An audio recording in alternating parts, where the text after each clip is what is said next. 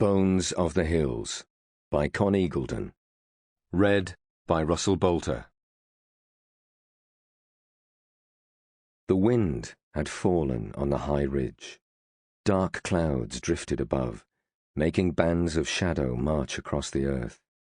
The morning was quiet, and the land seemed empty as the two men rode at the head of a column, a yegun of 100 young warriors.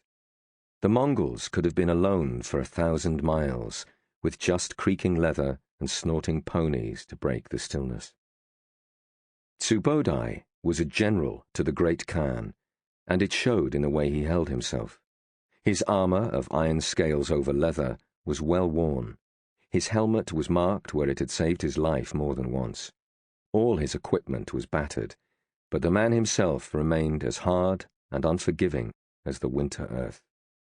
In 3 years of raiding the north, he had lost only one minor skirmish and returned the following day to destroy the tribe. He had no maps for his journey, just rumors of distant cities built on rivers frozen so solid that oxen could be roasted on the ice. At his right shoulder rode Yokai, the eldest son of the Khan himself. Barely 17, he was yet a warrior who might inherit the nation. Yokai wore a similar set of greased leather and iron, as well as the saddle packs and weapons all the warriors carried. Subodai knew without asking that Yokai would have his ration of dried blood and milk, needing only water to make a nourishing broth. The land did not forgive those who took survival lightly, and both men had learned the lessons of winter. Yokai sensed the scrutiny, and his dark eyes flickered up. He had spent more time with the young general than he ever had with his father. His respect for Subodai knew no limit. The general of the young wolves had a feel for war.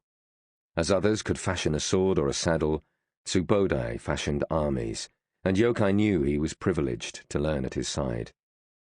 He wondered if his brother Chagatai had fared as well in the east. "What is the most important item in your packs?" Subodai said suddenly. "Meat, General. Without meat, I cannot fight." "Not your bow?" Subodai said. "Without a bow, what are you?" "Nothing, General, but without meat, I am too weak to use the bow." "When the meat is all gone, how long can you live off blood and milk?" 16 days, with 3 mounts to share the wounds." Yokai had been drilled in the answers ever since he and Subodai had ridden with 10,000 men from the shadow of the Qin Emperor's city. "How far could you travel in such a time?" Subodai said. 1,600 miles with fresh remounts." Subodai changed tack. "What is wrong with the ridge ahead?" he snapped. Yokai raised his head.